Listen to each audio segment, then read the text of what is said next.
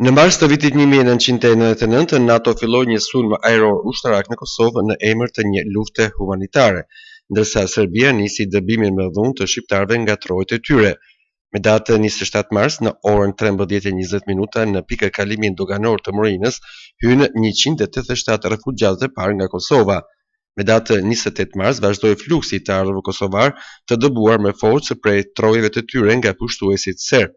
Në mesin e tyre, bashkë me familjen e tij, ishte edhe Bujar Pulaj nga fshati Vërmic. Ai kujton 28 marsin e vitit 1999. Para për Vërmic ka dalë me 28 mars. 27 mars kam dalë egzodit e Krushit Celin atë. Kam qenë në Vërmic në atë kohë. Unë kemi qenë një pjesë, subhanallahu që shumica e banorëve kemi qenë, po një pjesë kemi qenë këtu. I dha dëmon me 27 mars kanë dalë rrethues 12 një, ku nuk e kemi ditë se çka do ndodh. Kanë dalë kanë punë me autobus deri te afërsisht të shkolla deri son liçeni ku është tash. Preja ne mas në komi nga Luknena, dhe na kemi marrë informatën e parë se kush janë kemi marrë prej televizorit Kuksit. Nuk kishte që teknologji e komunikimit në atë kohë. Televizioni Kuksit hapi dritarën e njoftimeve për ndodhjen dhe bashkimet familjare, gjatë ditës transmetoheshin mirat të tillë. Haki Berisha nga Suareka me të shoqin Hajrien ndodhen tek familja e Hajrin Mujës, lagja nr. 2, pallati 67, shkalla 5 dhe mund të kontaktojnë me të afërmit me anë të numrit të telefonit 3579 Kukës. Hakia kërkon djemt Medi dhe Refki Berisha me familje nga Grekovski i Suarekës.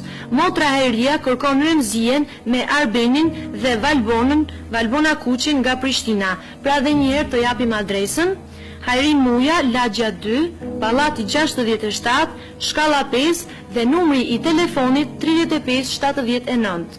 Shkëlqen Spahiu nga Prizreni ka mbërritur me të gjithë të afërmit në Kukës. Pra dhe njëherë, Shkëlqen Spahiu nga Prizreni ka mbërritur me të gjithë të afërmit në Kukës. Informatën e parë dhe filmimin e parë që këta janë të Krushës, të Celinës, të sezonës që i kanë marrë popullatën civile edhe kanë prunë, kanë qitë dhe aty ka fillu mëse, nuk kanë shdojnë. Vendstrehimi i tyre i përkohshëm ishte Pallati i Kulturës Hasan Prishtina. Më pas, pushteti lokal në Kukës hapi dyert e disa mjediseve shkollore, qerdhesh, kopshtesh, magazinash dhe deposh për strehimin e të dëbuarve.